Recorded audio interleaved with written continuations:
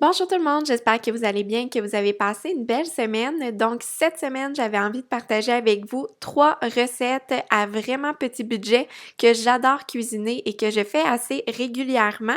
Et comme d'habitude, j'utilise ce dont j'ai sous la main afin de réaliser ces recettes, afin de réduire le gaspillage alimentaire, mais également afin de diminuer les dépenses à l'épicerie. Donc la première recette, ça va être des biscuits déjeuner à la banane qui revient seulement à 4,09 $ pour 15 biscuits, soit 54 sous seulement par portion. Ils sont délicieux et sans sucre ajouté, je les adore. Ensuite, il va y avoir une recette de repas qui est un chili à personnaliser à base principalement de 5 ingrédients pour seulement 8 $ pour 6 repas, soit 1,33 $ seulement par portion. Et pour terminer, un dessert, des petites bouchées chocolatées à 4,61 $ pour 14 barres, soit seulement 33 sous par portion et c'est délicieux. Pour réaliser les biscuits déjeuner aux bananes et à l'avoine, on va avoir besoin de différents ingrédients. Moi, personnellement, j'ai principalement tous ces ingrédients habituellement dans mon armoire. Donc, à partir du moment que j'ai des bananes, je peux réaliser cette recette. Donc, on va avoir besoin d'une demi-tasse d'amandes crues en poudre, 2 cuillères à soupe de graines de chanvre, une tasse de flocons d'avoine. Ici, c'est pour la cuisson rapide que j'ai utilisée. Un quart de tasse de pépites de chocolat. Ici, j'ai été un peu plus généreuse avec environ une demi-tasse. Et également, on va avoir besoin d'une cuillère à soupe de graines de chia, 3 cuillères à soupe d'eau, ainsi que 2 bananes bien mûres. Pour commencer, j'ai pris ma cuillère à soupe de graines de chia que j'ai mélangée dans 3 cuillères à soupe d'eau et j'ai bien mélangé. J'ai attendu jusqu'à temps que ça forme une gelée, environ pendant 1 ou 2 minutes. Ensuite, j'ai pris mes 2 bananes et c'est super important qu'elles soient très mûres afin qu'elles aient le plus de sucre naturel possible. Et ensuite, j'ai écrasé les 2 bananes à l'aide d'une fourchette jusqu'à temps que ça fasse une belle purée de bananes. Par la suite, on va ajouter tous les ingrédients restants dans le même bol, donc la tasse d'avoine, les 2 cuillères à soupe de graines de chanvre, et ça c'est facultatif si jamais vous n'en avez pas. La demi-tasse de poudre d'amande, donc moi je l'achète déjà comme ça du commerce. Ensuite, j'ai ajouté les graines de chia mélangées à l'eau que j'ai défait un peu avant d'ajouter au mélange pour pas que ça fasse comme un pain dans le bol avec les restants des ingrédients. Et finalement, j'ai ajouté mes pépites de chocolat. Dans la recette originale, ça demande des éclats de cacao, mais moi, naturellement, étant une grande fan de chocolat, j'ai préféré prendre des morceaux de chocolat que j'ai réduits en petits copeaux. Ensuite, j'ai bien mélangé tous les ingrédients ensemble jusqu'à temps que tous les ingrédients soient humides et que ça fasse une texture assez uniforme. Donc, je me suis assurée que les graines de chia étaient bien mélangées à tout le reste du mélange avant de faire mes boules de biscuits.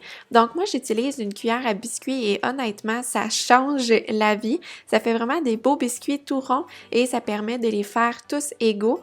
Donc, j'ai pris mon mélange que j'ai mis dans ma cuillère à biscuits et j'ai fait mes biscuits. Dans la recette, ça dit qu'on pouvait en faire 15. Ici, j'ai réussi à en faire 16 avec le mélange et je les ai mis sur une plaque d'aluminium avec un peu de beurre, mais sinon, on peut toujours mettre un papier parchemin afin d'éviter que les biscuits collent sur la plaque. J'ai mis les biscuits dans un four préchauffé à 350 degrés pendant 20 minutes et c'est le résultat à la sortie du four. Honnêtement, pour un biscuit sans sucre ajouté, il est délicieux.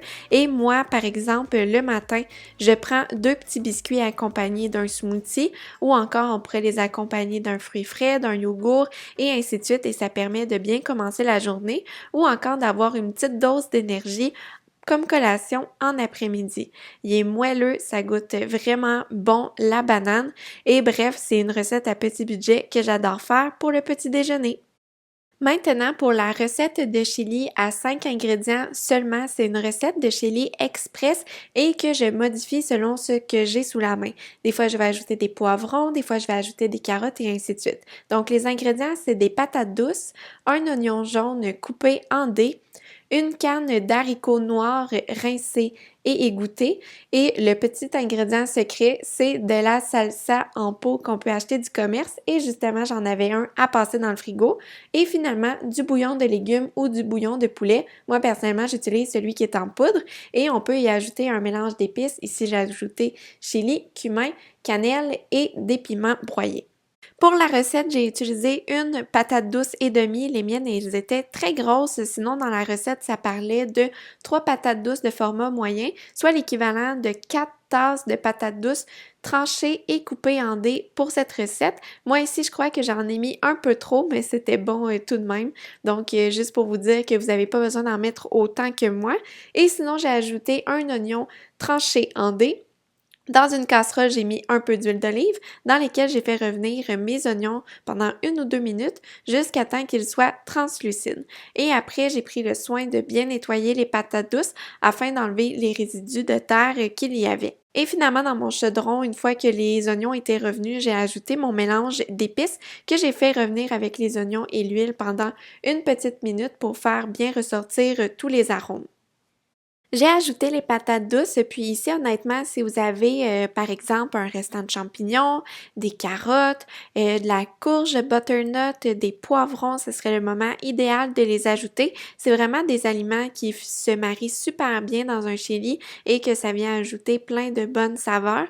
Donc, sentez-vous libre d'ajouter des restants de légumes que vous avez dans le restant de votre frigo. Donc, j'ai fait revenir les patates douces pendant environ 3 minutes avec les oignons et les épices afin que ça prenne vraiment tout le goût des épices partout sur les pommes de terre. Et par la suite, j'ai ajouté le restant des ingrédients dans mon chili, soit l'eau avec ma poudre pour le bouillon. Donc, ça a demandé 2 tasses d'eau et j'ai ajouté 2 cuillères à thé de mélange à bouillon de poulet ici. J'ai ajouté la salsa du commerce, c'était environ l'équivalent d'une tasse que j'ai mis ici, mais si jamais vous n'avez pas de salsa, moi habituellement je mets une canne de tomates en dés et je fais tout simplement ajouter plus d'épices afin d'avoir encore plus de saveur dans mon chili. Et si jamais c'est un peu trop amer, on peut toujours ajouter une cuillère à thé de miel ou de sirop d'érable ou de sucre par exemple. Une fois que le mélange est arrivé au point d'ébullition, j'ai ajouté mes haricots noirs, j'ai mélangé le tout et j'ai fait mijoter pendant environ une dizaine de minutes. Entre-temps, j'ai décidé d'ajouter du quinoa. En fait, j'ai un petit restant qui traîne dans mon armoire et ça fait plein de fois que j'essaye de le passer dans une recette. Donc là, je me suis dit que c'était le moment parfait parce que moi, j'aime ça quand mon chili il y a une belle texture onctueuse, plus épaisse plutôt que liquide. Donc, je me suis dit que j'allais ajouter un quart de tasse de quinoa 20 minutes avant la fin de la cuisson de mon chili afin justement que ce soit moins liquide et plus consistant et également pour passer mon restant de quinoa. Donc, j'ai fait cuire le tout encore pendant 20 minutes jusqu'à temps que les patates douces soient entièrement cuites ainsi que le quinoa. À la fin de la cuisson, pour avoir encore plus une texture onctueuse, j'ai décidé avec ma cuillère de bois d'écraser en fait mes patates douces pour vraiment venir faire une purée tout en gardant les gros morceaux de patates douces. Donc, je trouve que ça fait une plus belle texture ainsi. C'est ma préférence. Et pour garnir mon chili, j'aime ça ajouter par exemple des oignons, du concombre ou encore de l'avocat, de la coriandre ainsi qu'un petit trait de jus de lime. Mais les garnitures sont vraiment optionnelles et on pourrait manger le tout dans un burrito, dans un tortilla ou encore de manger avec des chips de maïs par exemple. C'est vraiment un chili qui est réconfortant, facile à faire, rapide et surtout qui coûte vraiment pas cher et c'est une recette que j'aime faire occasionnellement, particulièrement l'automne et l'hiver. Et finalement, les barres chocolatées au quinoa soufflé, on a besoin seulement de 2 ingrédients essentiels pour cette recette, soit une tasse de quinoa soufflé ou encore du riz soufflé ainsi que 300 g de chocolat noir. Ici, j'achète le chocolat noir qu'on peut acheter dans le rayon pour cuisiner les gâteaux et je paie autour de 1$, 1,25$ par 100 g de chocolat. Donc, vérifiez bien les étiquettes. C'est possible d'acheter du chocolat à moindre coût et ici, c'était du chocolat noir 72%. Donc, ça reste un chocolat qui est très peu sucré et aussi j'ai utilisé un peu de beurre d'arachide parce que j'adore le mélange arachide-chocolat. Vous verrez comment je l'utilise plus tard. Donc pour commencer, j'ai réduit en petits cubes mon chocolat noir que j'ai fait fondre au bain-marie. Si jamais vous avez un micro-ondes, vous pourriez utiliser le micro-ondes pour faire fondre le chocolat. Donc c'est vraiment l'essentiel, c'est que ce soit pas une température trop élevée pour faire fondre le chocolat pour éviter qu'il cuise. Il faut tout simplement qu'il fonde. Donc j'ai fait revenir cuire le tout peut-être 2 ou 3 minutes jusqu'à temps que tout le chocolat soit fondu. Et par la suite également, j'ai mis dans un moule du papier parchemin, mais ici, je trouve que mon moule était peut-être un peu trop petit, donc si jamais vous en avez un plus grand, je vous le conseille fortement. Donc, une fois que mon chocolat était fondu, j'ai ajouté ma tasse de quinoa soufflé et j'ai bien mélangé tous les ingrédients jusqu'à temps que tout le quinoa soit incorporé dans le chocolat. Ensuite, j'ai ajouté mon mélange chocolaté avec le quinoa soufflé dans mon moule avec un papier parchemin et j'ai bien étendu tout le mélange dans le moule afin que ce soit le plus égal possible. Et par la suite, j'ai mis des garnitures en fait pour être un peu plus extra. Comme je vous ai dit, j'adore le mélange arachide-chocolat. Donc sur la moitié, j'ai ajouté un peu de beurre d'arachide et également j'ai ajouté un peu de fleur de sel parce que j'adore également le petit côté salé avec le chocolat. Donc, j'ai mis le tout au réfrigérateur pendant environ 30 minutes et j'ai démoulé ma grosse barre de chocolat et ensuite, avec un bon couteau, j'ai coupé le tout en 7 barres distinctes.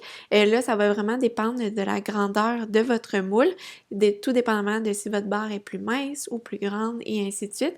Et après avoir fait mes 7 morceaux, je trouvais que les barres de chocolat étaient quand même assez grosses, donc je préférais les avoir en format bouché plutôt. Donc, j'ai décidé de recouper ma barre en deux afin d'avoir 14 petites barres de chocolat en tout.